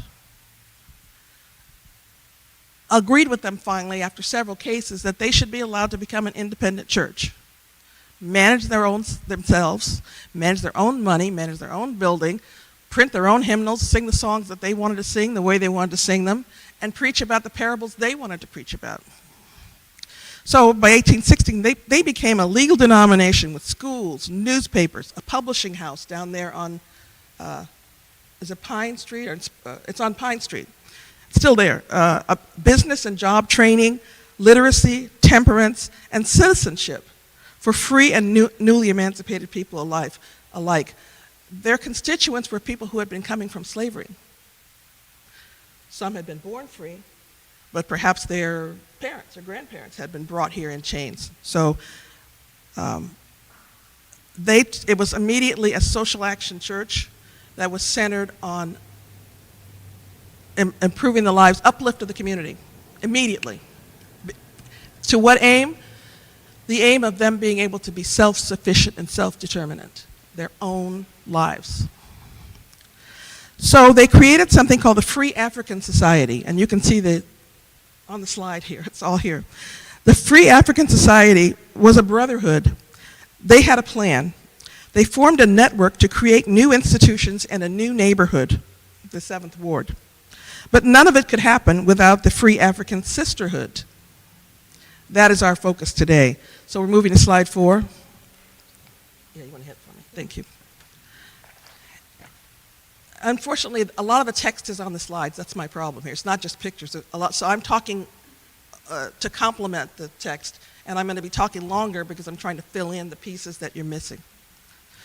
In 1790, 3 years after the walkout, Richard Allen married Flora, the first woman I'm going to discuss. Flora had also joined the St. George's protest and was part of that congregation that walked out. Like Allen, she chose Wesleyan Methodist worship. These were African Methodists, Episcopals. African, not colored, not Negro, African. Born enslaved in Virginia, Flora's freedom had been purchased by the Pennsylvania Abolition Society. She became an active part of the new church's foundation. She is said to have co-signed the deed for 6th and Lombard 1 year after their marriage. So here she's in 1791 signing the deed for a lease of land, which was later taken away from them, but she signed it. Property that would eventually grow to become the anchor tenant of Philadelphia's 7th Ward. So when they moved down there and they bought that property and built that church, it created an entire black community around it. Society Hill and other parts of it. Flora lived to see Bethel Church be consecrated by Bishop Asbury in 1794.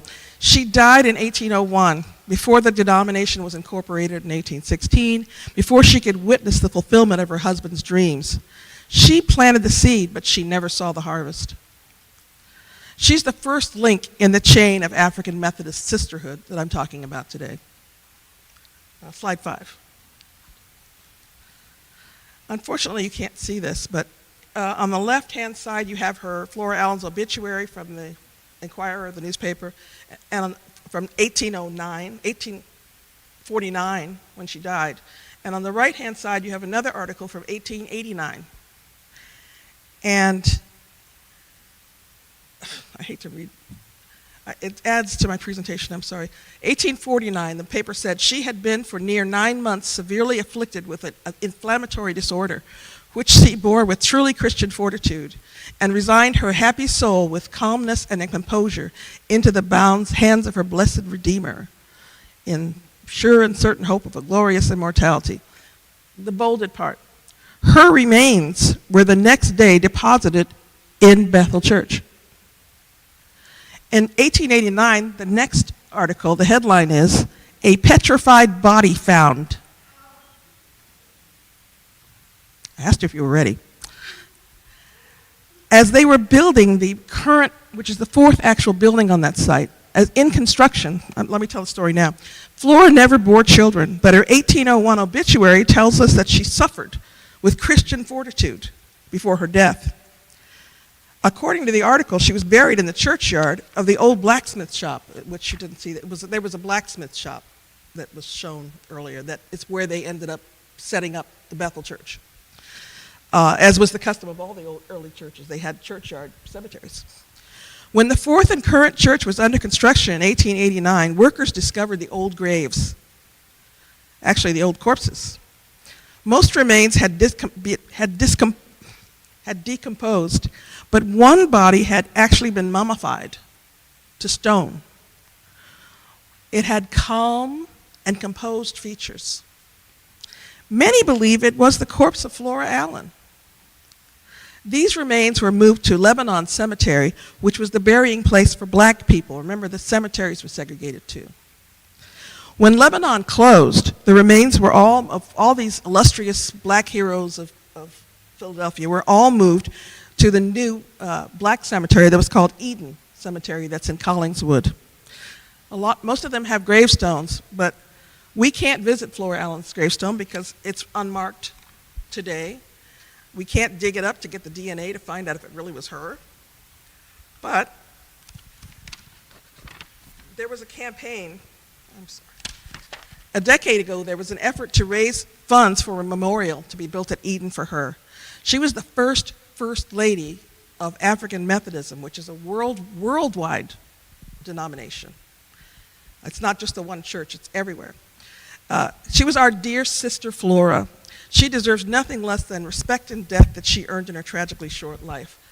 Next slide, we're going to talk about the next sister, Sarah Bass Allen. 1 year after Flora's death, actually a few months later, Richard Allen married Mrs. Sarah Bass, a widow who had also participated in the Great Walkout from St. George's. She had served Philadelphia during the yellow fever epidemic with such distinction that Allen and Jones praised her by name in their 1794 pamphlet. Sarah brought to this marriage a shared faith and vision for the future. She raised 6 Allen children, collected rents on their growing property portfolio. Richard Allen started buying lots all around the neighborhood.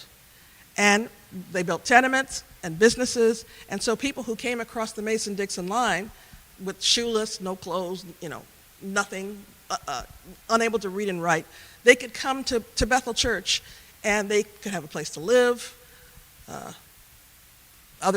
job training on how to vote and how to be a citizen, things like that, reading and writing. So Sarah was a sister in the movement, carrying the weight of the Brotherhood's ambitions on her capable shoulders. What I want to say is that she was brought to Philadelphia at the age of 8. So she had been in the city. Flora had not. She was not as sophisticated. But Sarah had been a Philadelphian and had been freed. So she hosted dinners for white and black clergy. As a matter of fact, one white clergyman writes about how fantastic, how amazing it was, and he went to their home and the meal was so wonderful, and and it was such a nice place, and he wrote about that. So that's how we have her records.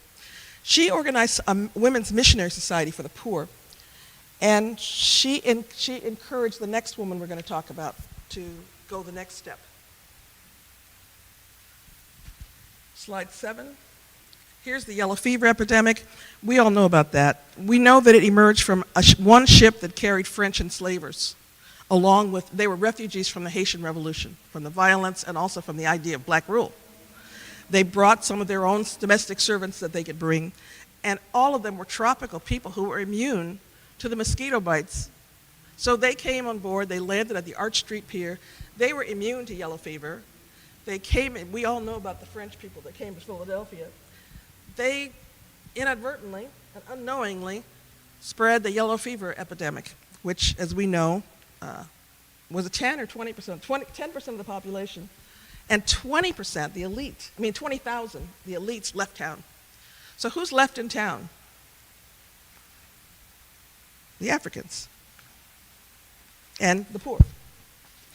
So Dr. Benjamin Rush, anybody knows anything about the University of Pennsylvania Medical School and the medical experimentation, the grave digging and body snatching of black bodies as soon as they were buried and turned into cadavers for medical students, and the experimentation on them and on enslaved people that was done at the medical school, which was the University of Pennsylvania, understand that Benjamin Rush, a wonderful man, a signer of the Declaration, a kind man, he believed that Africans were immune to yellow fever. There are still some who believe that we don't feel pain or that, things like that. We can't swim because of the textbooks that were written here at the University of Pennsylvania. So the mayor of Philadelphia and Dr. Rush asked Richard Allen and Absalom Jones to stay in town, get some money to care for the sick people, and to bury the dead, to carry the dead bodies out of the houses and bury them. Sarah Bass was among those who volunteered to help, and you can't see it. She was named specifically in the first pamphlet ever published by African Americans, written by Jones and Allen, to defend the black community against false charges of theft and incompetence by a local reporter. Sarah Bass was praised by name. Her conduct, they wrote, was exemplary. She worked not for fame, but in service to her Christian beliefs. A quote is, "Among those who have been particularly noticed for their humanity and attention to the sick is Mrs. Bass, whose conduct has been exemplary." The fact that she had exemplary conduct was notable. So she wasn't married to Richard Allen at this point. He was still married to Flora. We're at slide 8. And it's showing a colonial kitchen. We're going to talk about Sarah's home, the way she kept her home. The 1820 census records 15 people living in the Allen home, and it kept growing. 6 children, 2 parents, that's 8, right? So 8 were family. The remaining 7 would have been boarders, visiting clergy, or freedom seekers on their way north. They took in a lot of people. Sarah Allen's home was never just a home. When itinerant preachers arrived at the first General Conference in 1816, looking ragged for months on the road, Sarah took one look and declared, quote, that these preachers had ventilators on their elbows, knees, and trousers. So she organized a sewing circle of the wives to repair the rips and tears of the clergymen's wardrobes. This is really significant because remember, these people are coming from slavery. They didn't have fine clothes, or many of them arrived in nothing. Slaves weren't provided with regular fabric for their clothes. It was something like denim. They called it slave cloth. They didn't have that. So the importance of looking like free men was very important. And also, as clergy, to establish this congregation, they had to be very presentable. So her sensitivity, having been formerly enslaved, that they had to have their rips sewn, is what led to this. And I'm just going to say, as Ginger Rogers said about her dancing with Fred Astaire, she did everything he did, only backwards and in heels. And this is how these women operated.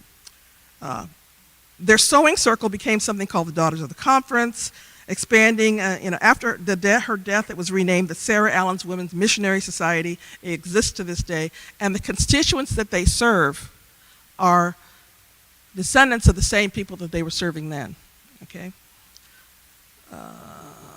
Next slide. Sarah Allen rests in peace with her husband at Mother Bethel.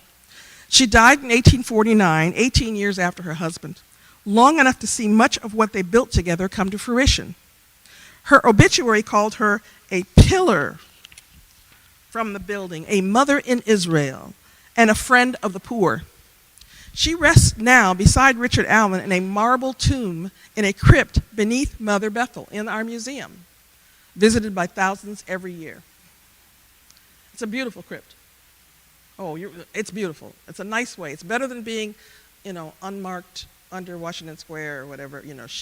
She's in it's really important. They felt it was really important to put Richard and Sarah inside in a marble box that nobody could dig up and pull out.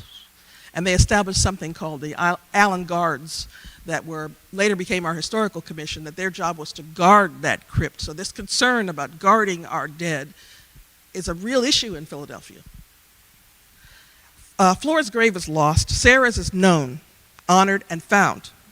Remember that contrast when we get to the end of the presentation. There's an image here that shows a revelation. It's supposed to show Jarena Lee. You can't see it, but those of you who have the slide 10 can see it. All of these women experienced a profound spiritual awakening. All three answered a calling to live by Methodist Christian tenets, but none felt that calling more urgently or more triumphantly than our third and final sister, Jarena Lee. She's become a feminist legend. Her life parallels that of many professional women today, driven by ambition to serve the world as her best self, making choices and sacrifices along the way that may reflect some of our own lives today. She was born free in Cape May, New Jersey. Here she is.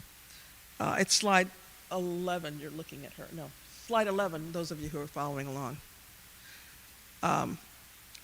After marrying her own Methodist minister, he moved her away from Philadelphia, her church home and all her friends, her community.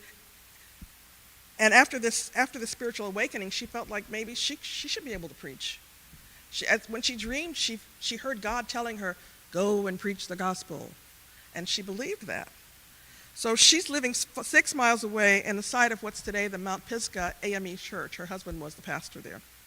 She gave birth to 2 children, Jarena. She was expected to stay home and be a good preacher's wife and support her husband in the very career that she herself felt she had been called to. But he didn't allow her to preach. Then in 1818, everything collapsed in her life. Her husband died, her infant son died. She's left a widow away from her home with 1 surviving child and no income or no means of earning one, no inheritance, okay? So she returned to Philadelphia and her church home, Bethel. Some scholars contend that Sarah Allen was waiting for her, ready to offer the kind of solidarity that women have always extended to one another across the barriers that divided them. It is said that Sarah encouraged Jarena to preach. And in a sisterly act of kinship and mutual support, she cared for Jarena's son, James, took him into their home. The history books tell you Richard Allen cared for this boy, James, but we know it was Sarah Allen who took this child in and raised him with her 6 children, okay, to help Jarena. She had already opened a daycare facility, etc. So it's one sister holding another sister's child so she could answer her calling.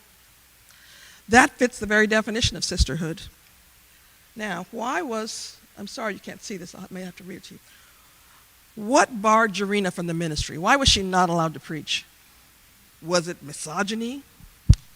It was the Bible. Most of the world's major institutional religions, Christianity, Islam, Judaism, Hinduism, and much of Buddhism, carried explicit prohibitions against women leading worship or speaking in religious assemblies.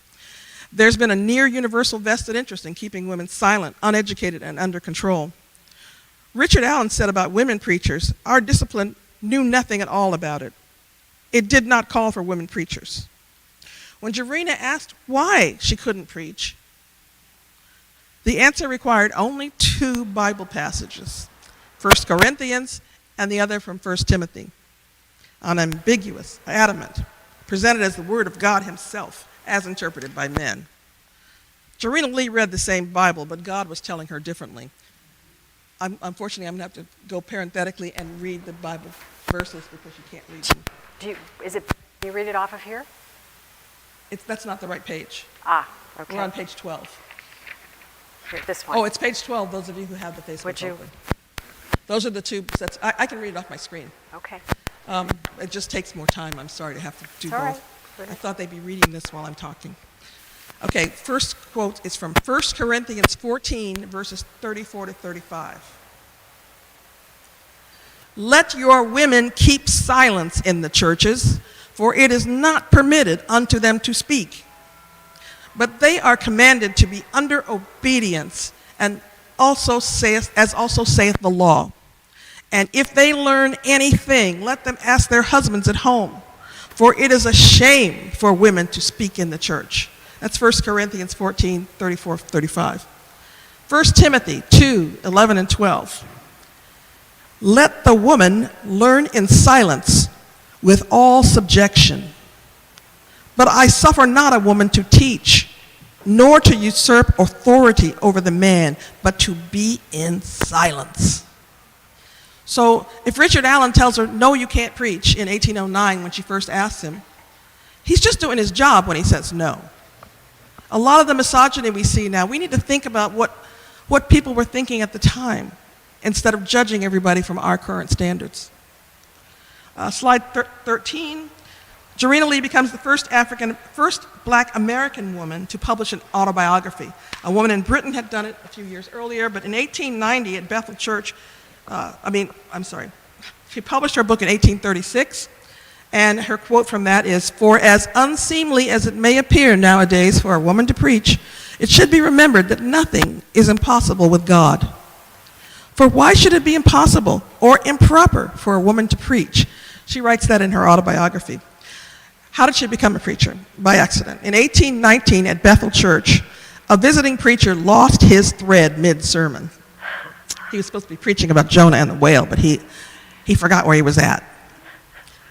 So in her own words, this is what happened. She wrote, "He seemed to have lost the spirit, when in the same instant I sprang as by altogether supernatural impulse to my feet, when I was aided from above to give an exhortation on the very text which my brother Williams had taken." Richard Allen happened to be in that congregation. He'd been telling her no since 1809, and this is 1818, okay? He happened to be in the back when she just stood up, moved by the Spirit, and finished the sermon. So he rose and publicly acknowledged that he believed that God had called her to preach. The same bishop who told her no 8 years earlier. He wrote letters endorsing her throughout the connection, saying she was, quote, as called to that work as any of the other preachers sent out. She went on to publish the first autobiography by a black American woman. Most scholars contend, and it's been written enough, that Sarah Allen, the wife of Richard Allen, purchased the first copy of Jarena Lee's book. So she took in the child. Jarena Lee's walking down the street with books on her way to the Presbyterian place, and she runs into Sarah on the street. And Sarah says, "What are you doing?" "Oh, I'm going to sell these books." She says, "Well, I'll take one." So here's Sarah Allen, the bishop's wife, who had denied her buying. So this is support. She purchased the first copy of her book, which was the first book of its kind. So her husband, Richard, endorsed her preaching, yet the AME Church never fully endorsed Jarena Lee. Only posthumously. In 2016 only posthumously in 2016 was she posthumously ordained as an elder. 2016. The denomination, remember, becomes official in 1816. So exactly 200 years after the denomination wins that Supreme Court and becomes an official denomination, they ordain her. She had been the first woman preacher. No doubt it was the election of the powerful Vashti Murphy McKenzie, the first woman bishop of the AME Church in 2000 for the millennium. I've no doubt her election was influential, not only in the elevation and recognition of women, including Jarena Lee, but since that time, other women bishops have been there. And today at Mother Bethel, we had what we call Jarena Lee Sunday, and our guest speaker was Bishop Erica Armstrong, who gave powerful message.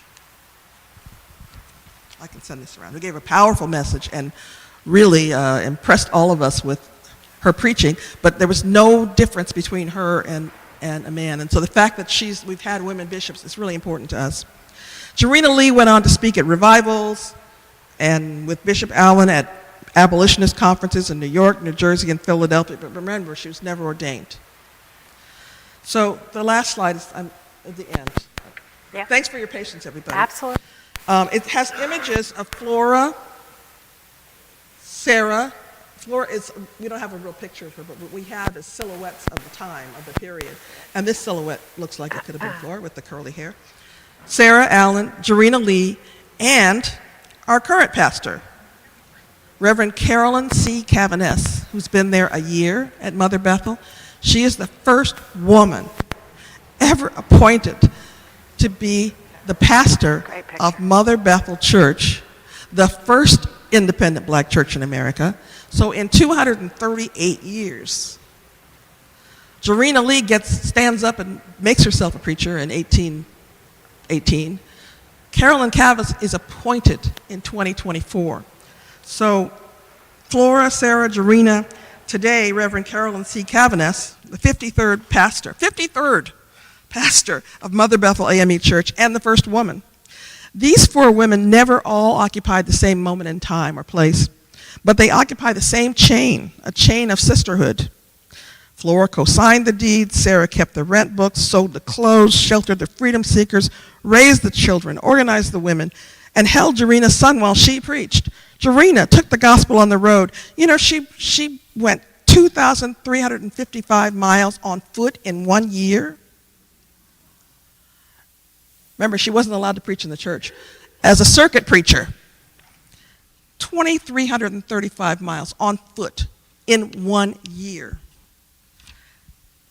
And that wouldn't have happened unless another sister made it possible. So the brotherhood built institutions. The sisterhood built everything else. And then they went home and did it all again. You know, what are the songs about how I'm a woman? They went home and cooked dinner, and then they, for all the multitudes, and then they went home. So the men had the Free African Society, the denomination, the many schools, all the HBCUs that the AME Church founded. They're publishing houses. They were Masons, the Prince Hall Masons, and later things like the NAACP, etc. These were institutions built by men for men. But the women had each other. And from that sisterhood of faith and freedom, they sparked a revolution. Flora laid the foundation, Sarah built the house, Jarena opened the door, and Reverend Cavanes walks through it today. Thank you.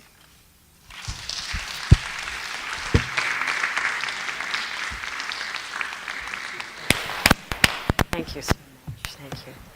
All right. Thank you to all of our panelists. That was wonderful. Thank you to all of you who have received all of this information. And I want to open it up to questions from you right away. I have a couple, but we'd love to hear from you. Yes. This question is for Pamela.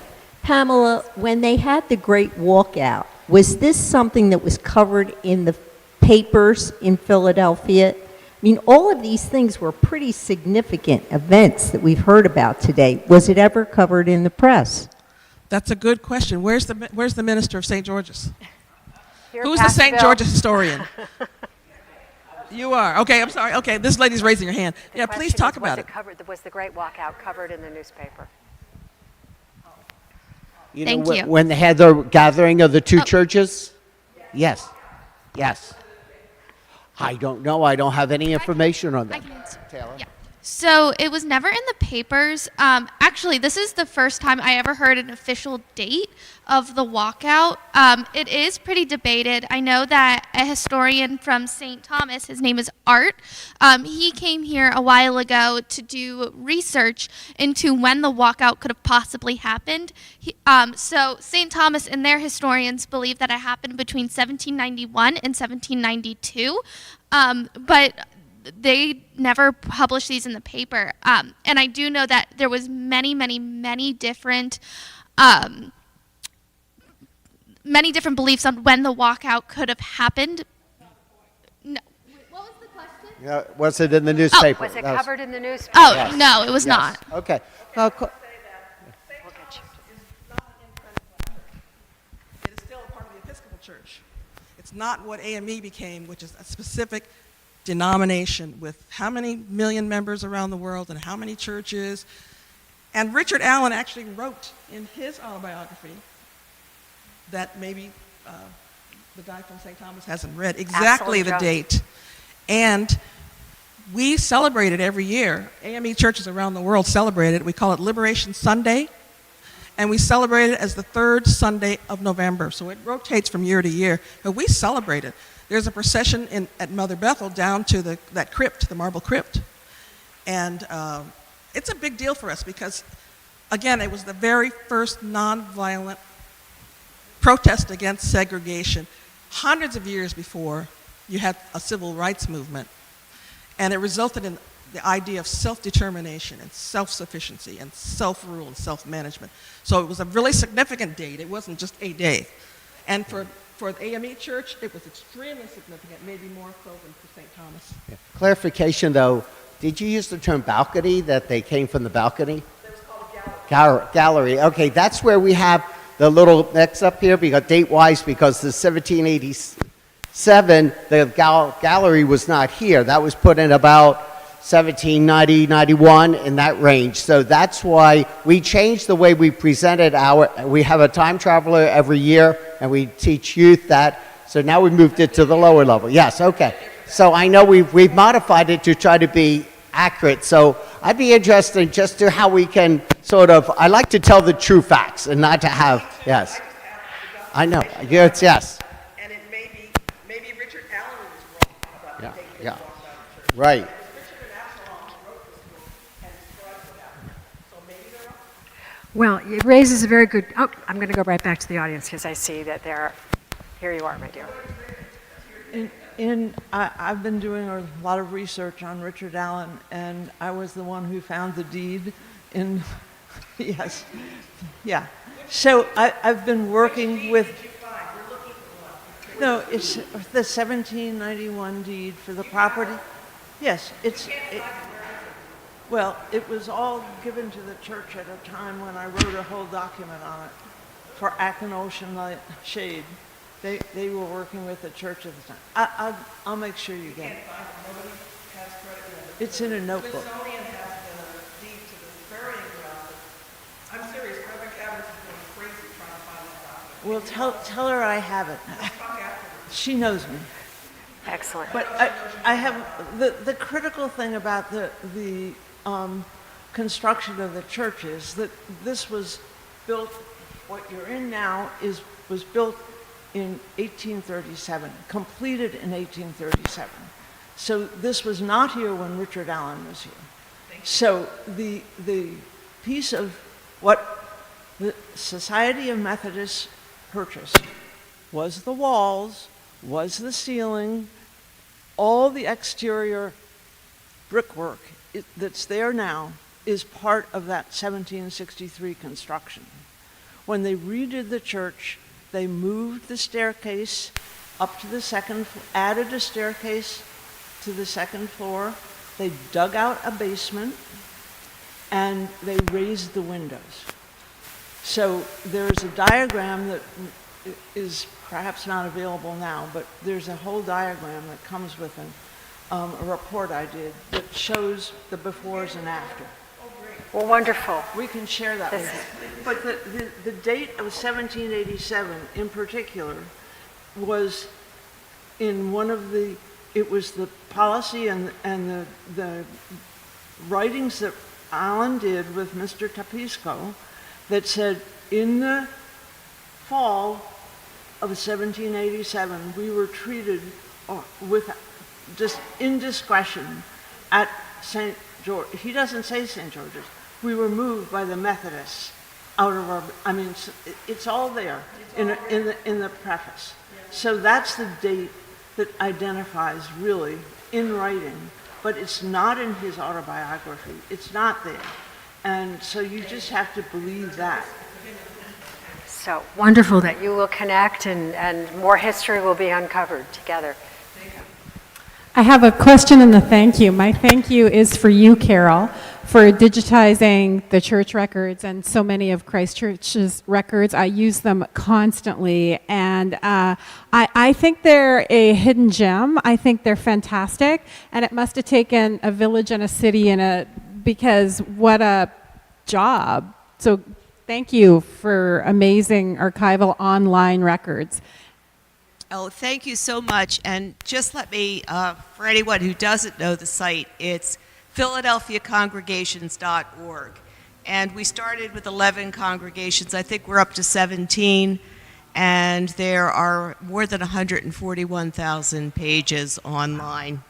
And as a quick aside, I was looking for proof of Elizabeth Graham's nighttime marriage to Mr. Ferguson, and I found it. Thank you to the online records. Oh, terrific. Would you mind just emailing that to me? Because we're doing Oh. a tiny little blurb about Elizabeth Graham Ferguson. Oh, sure, yeah. For our upcoming exhibit. That would be awesome. Of course. And my question is for Jennifer. I thought it was really interesting the way you focused on the Quakeress of Betsy Ross and Elizabeth Drinker and your portrayal of, well, they kind of were and kind of weren't. And I just couldn't help thinking about Betsy going from a Quaker meeting house, very austere and simple, to Christchurch, where John Ross was taking her as her new husband and where, you know, his dad had been an assistant rector. And I guess my question for you is, do you think that she really was a Quaker and went back to being a free Quaker? Or do you think she went to whatever husband took her to whatever church? And that's a big question, but I'd love to hear your thoughts. I'm actually glad you said that. I realized in my haste to try to wrap up that I sort of omitted the second half of Betsy's story, which is the fact that Betsy Ross was born a Quaker and she died a Quaker, but she was not a Quaker for the years in between. Because Betsy Ross, she was kicked out of the Quaker faith for marrying John Ross. Her second husband was not a Quaker. Her third husband wasn't really a Quaker either. But they wound up becoming, her and husband number 3, wound up becoming members of the Free Quakers. And the Free Quakers are actually something that kind of ties all of us together in a lot of ways, because they were made up of individuals who had been ostracized from their community, not just Quaker, for supporting the movement for independence. And so you get all of these individuals that sort of found this community in a different way of looking at religion and organized religion in Philadelphia. They were made up of a lot of Quakers who had been kicked out for supporting the war, but you have people like Betsy who were kicked out for marrying somebody else. They felt that they were very much Quakers, 100%. The mainstream Quaker fold, though, looked at them like they were absolute wackadoos. It's really funny when you look at the records of the Quakers at the time in the mainstream group. We're like, who are these very strange people that are meeting at this meeting house over here? But Betsy, I think, as with most individuals at the time of the American Revolution, your religion, your faith, whatever it may be, was a massive, massive part of your life. So for Betsy to leave the faith very willingly and going to Christchurch with husband number 1, it's not just leaving your faith, it's leaving the whole community that you are familiar with. And so it doesn't surprise me that she went back to the Quaker fold when she found a group that really aligned with what she was really feeling. It makes total sense to me. It's something, though, with the Free Quakers, they died out mostly because the reasons that the group was founded in the first place didn't really exist when you get a few generations later. Betsy was one of the last members of the Free Quakers. She was there when they said, okay, there's only like 3 of us left and we're all like in our 80s. Maybe we should not do this anymore. So she was there. And so it was clearly a big, big part of her life, but the second sort of chapter of her life.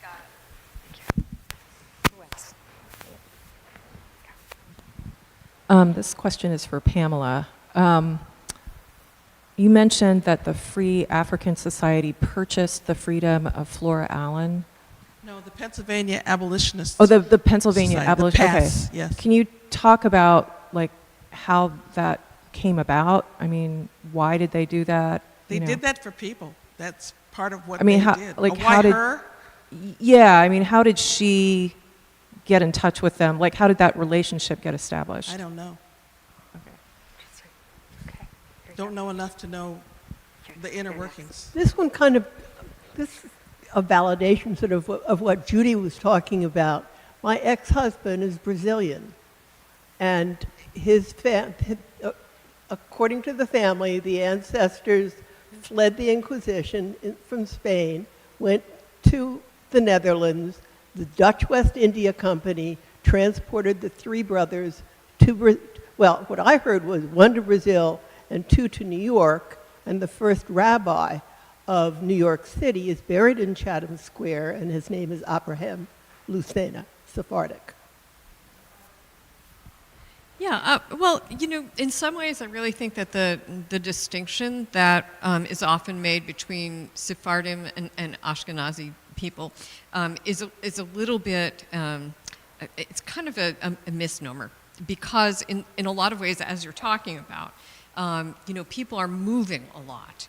So between all of the various expulsions from antiquity up until the time of the Revolution, for example, you see people, Jewish people, moving all over the place. They get to England, they're tossed out of England.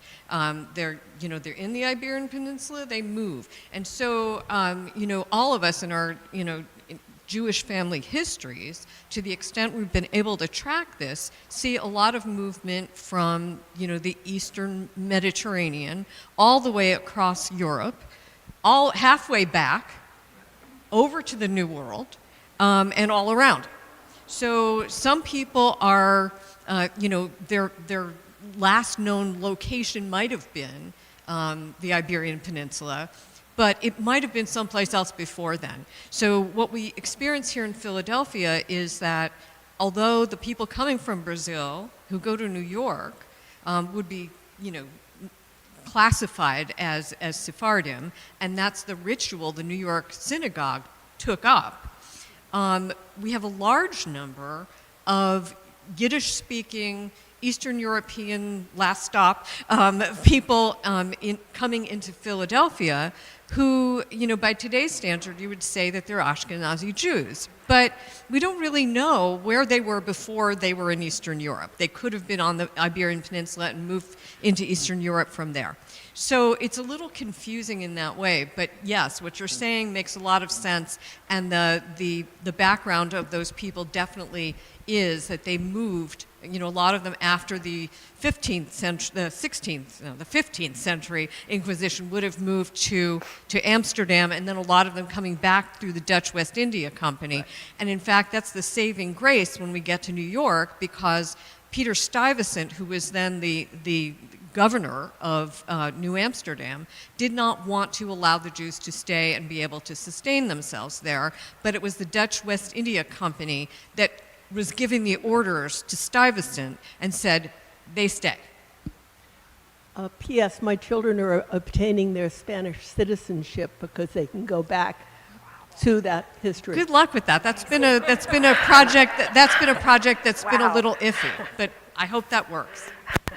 Thank you. Here we go. Thank you, ladies. But I think we ought to rechange the phrases that we're using about the women. I have a women's herstory tour.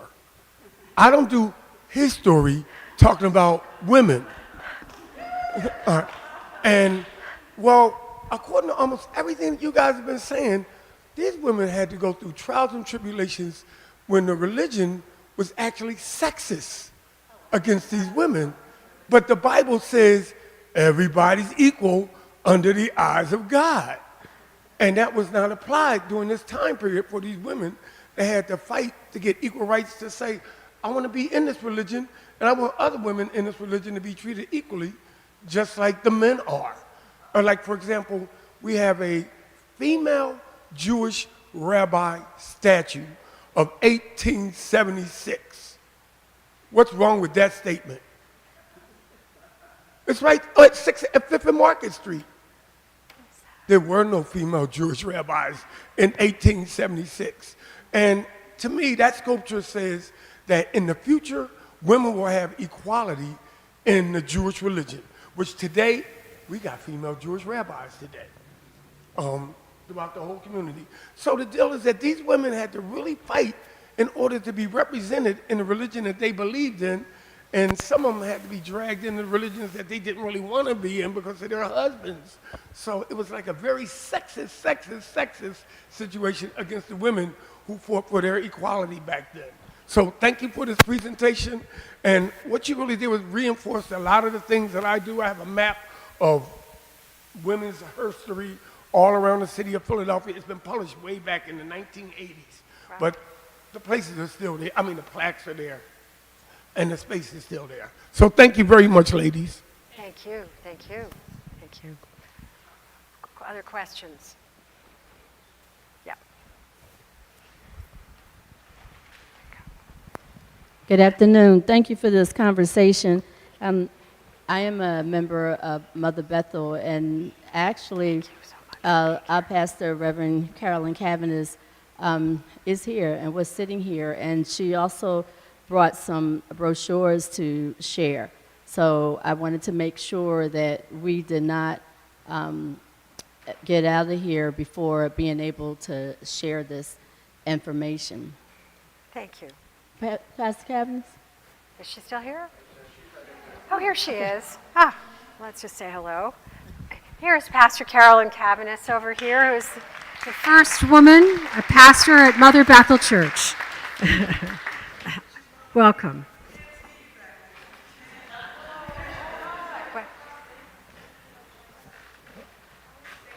Do you want to speak? Let me get some more questions from the group. Okay, great. Any more questions? Yes. Thanks so much. Yeah. My question is for Meg, actually. I've always been fascinated by Wheatley. I don't know a lot about her, but the one thing I was always interested in was her relationship with Washington. When I was a kid, there was a book that really highlighted their relationship, and I think at one time they were talking about how they met at one point. Is that true, or is that kind of a mystery in some cases? And did she follow like both the American Army and the British Army a lot? Because when I was over in England at the Tower, they said, "Oh, famous people who've been here," and one of them was Phyllis Wheatley. And I just thought, there like a military thing going on with that. So was she like a follower in some cases? So yeah, that was my question. Yeah, that's a great question. So as far as we know, George Washington and Phyllis Wheatley never met. However, we do know there was a letter that was exchanged between the two of them, where Washington writes back to Phyllis Wheatley, basically, your humble servant, hopes that they would meet, but there's never any evidence that they actually did meet specifically. And then your question about the Tower of London, I don't know if she followed army specifically, probably wasn't going to be within her realm because she was a domestic enslaved person, so within the household. But when she does travel to London, there is a note of her trying to go different places, and I believe the Tower of London is one of the places that she does visit. She does have a larger network of connections. There's also they say that she met King George III. She doesn't meet King George III either. That is something that she hopes to do, but something that doesn't actually happen because her time in England is cut short because the Wheatleys, I believe it's Susanna Wheatley, is very ill, and she actually comes back to Boston prior to when she's supposed to be here. Great questions. But yeah, thank you. Thank you. All right. All right, my friends, I think we want to say thank you to our panelists this afternoon. Thank you so much. And thank you again to Historic St. George's Methodist Church for hosting and welcoming us, and to all the wonderful staff and Pastor Bill Wilson. Thank you.